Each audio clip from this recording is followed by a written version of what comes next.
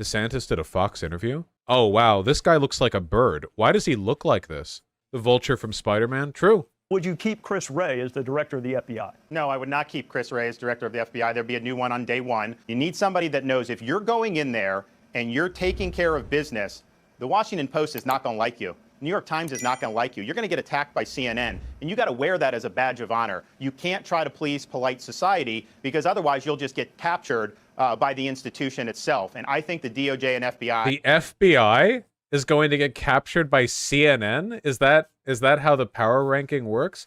Again, keep in mind what he's basically saying is that the FBI has to be conservative because if they're not conservative, then they're in line with the Jews. That's, again, like... I'm not going to pretend that that's not what we're talking about here. The far-right shit is so open and in the air that there's not really a point in pretending that it's anything more than a dog whistle, but, like, that's what's being said. We do need to hold these Mexican drug cartels accountable, and we'll be looking at levers that we can pull to be able to do that. At the end of the day, nobody has a right to... Reminder that the main thing we could do to hold those cartels accountable would be to stop creating a market for them by legalizing drugs. Making weed legal in now, like, what, almost half of U.S. states or something? So it's the weed legalization is going up and up and up, does significantly cut into the market of illicit drugs that are moved into our country. Additionally, a huge amount of the fentanyl that is brought into this country is done to capitalize on the opiate addictions that people who are prescribed painkillers unnecessarily develop. So people will go to their doctors. The doctors listen to the pharmaceutical industries and prescribe opiate painkillers. They get addicted to the opiate painkillers. Their prescription runs out, and then they turn towards other drugs like fentanyl that fundamentally hit the same high, but obviously fentanyl is way more dangerous, so then they die.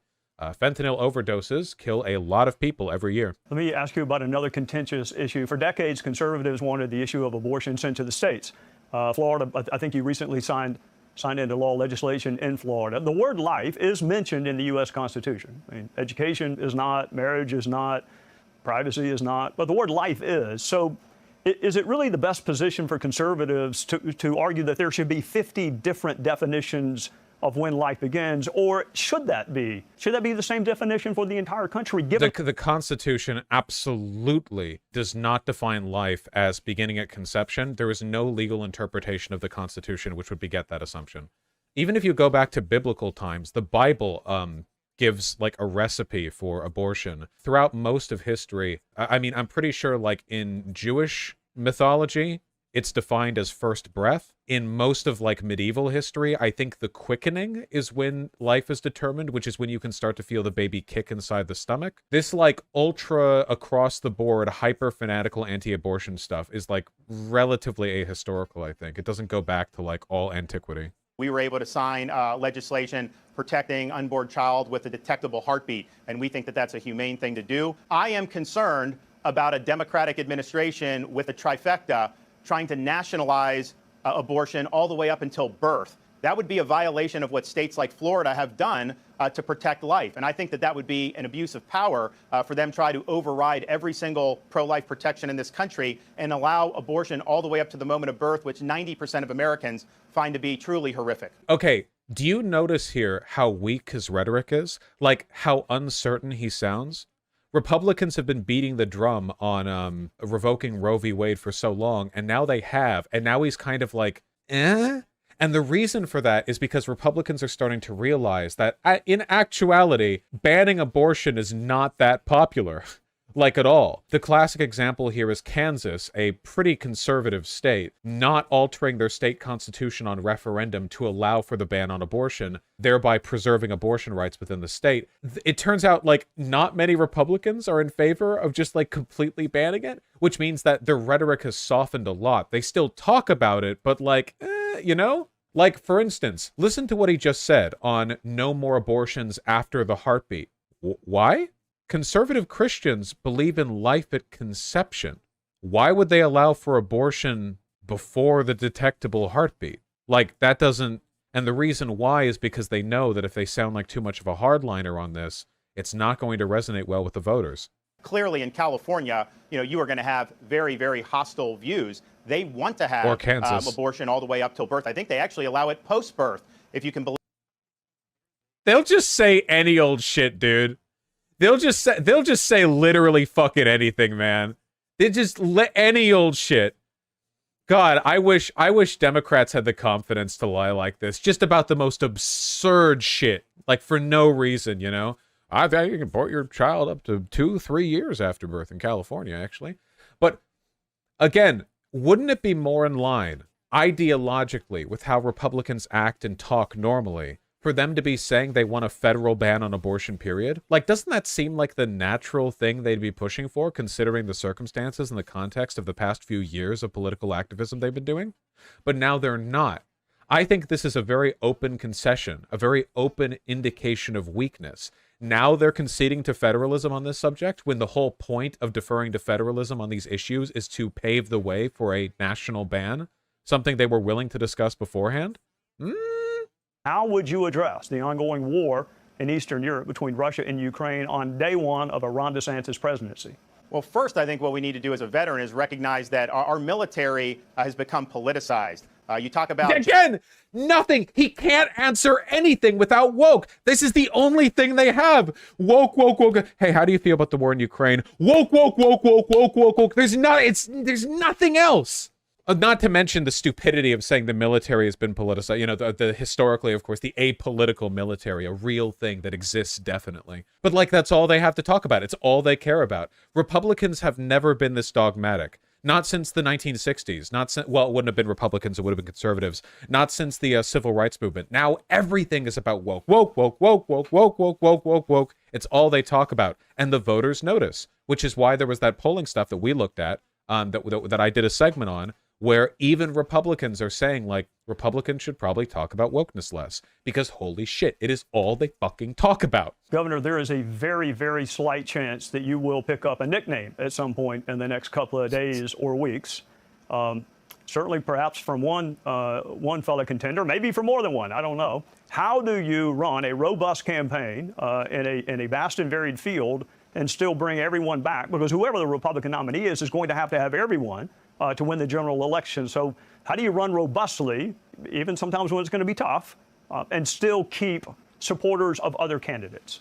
Well, look, I don't mind. This question is basically, how are you going to deal with the fact that Donald Trump is way funnier than you? That's the question that was just asked. What is your plan to deal with the comedic stylings of one Mr. Trump? Being called different things. I've been called everything but a child of God as it is. So that doesn't faze me. And you can call me whatever you want. Just make sure you call me a winner, because that's what we've done in the state of Florida. And that's exactly what we would do nationally, not only in the election, but actually bringing all these great policies to bear. There'll be slings and arrows, but I'm a big boy. I can take it. You know, there's a lot of people that have given a lot more than that. So that this country can be free. You can see their tombstones in places like Arlington National Cemetery. So if the sacrifice I have to make is people are going to call me names, that pales into comparison what so many people have done for me throughout history so that I could live in a free country. Fuck, that was so fucking weak. Can you imagine him saying that to Donald Trump on the debate stage? Trump's like, Meatball Ron, Rob, as I like to call him, very small, very nasty guy. And he's like, I've been to Arlington Cemetery. Many men have died to protect me, so insults don't matter. What you say to me bounces off me and sticks to you like glue. Like, Rob, he's a very small man, very stupid, says a lot of words. They don't mean anything. Little Rob, wish he was Big Rob, but he's not. Like, he was like, it's there's no way. He doesn't have any of the casual confidence that a person would need to be able to debate Trump. Unironically, one of the things that Joe Biden has that Hillary Clinton didn't. Hillary Clinton was insecurely trying to play up her record. Joe Biden actually can project confidence pretty well when he's on stage. You know, he's senile. I mean, he's ancient, sure, but he does have that specific skill. So that's good, at least. Governor, you represent a state surrounded by oceans, by water, and have had a series of hurricanes. What is your view on climate change, and what is the role of government in addressing it? The hurricanes are not, they have not increased in number. People try to say. Okay. So the reason he said number is because what he just said was a half-truth, also known as a lie. Hurricanes aren't necessarily getting more frequent, but the ones that are coming are definitely getting significantly more dangerous. It used to be that, like, maybe a couple hurricanes happen a year to Florida, but a lot of them are so weak that they barely even register as a, like, threat, or they die out in the ocean. But now it's like multiple successive, like, devastating hurricanes every year to Florida, which they have to keep rebuilding from. Again, this is one of the reasons why I say they're death cultists and demons. The reason he specifically chose the term number rather than saying, say, hurricanes aren't getting worse is because he knows climate change exists. He's aware of it, but like every Republican politician, he is fully in the pocket of big oil, big coal, and he knows that he's dooming millions of people, hundreds of millions of people, and he doesn't care. He's a demon. He knows it. He's fully aware. President Ron DeSantis would deal with China how? To recognize that they're our foremost geopolitical threat. I think our economies have become way too intermingled. If you look during the Soviet era, we were never intermingled with their economy. Now we have critical things that we rely on our foremost adversary for. Yeah? What? Hey, back when we were in a Cold War with China, we didn't trade with them, but now that we're not, we do? Okay. Governor Ron DeSantis, thank you very much. Thank you for joining us tonight. Yeah, I think he's cooked, guys. I'm sorry. I don't think there's a chance in fucking hell that DeSantis wins against Trump. And even if he did, which he won't, I don't think there's a chance in hell of him beating Biden, honest to God. I don't even think he could beat Biden.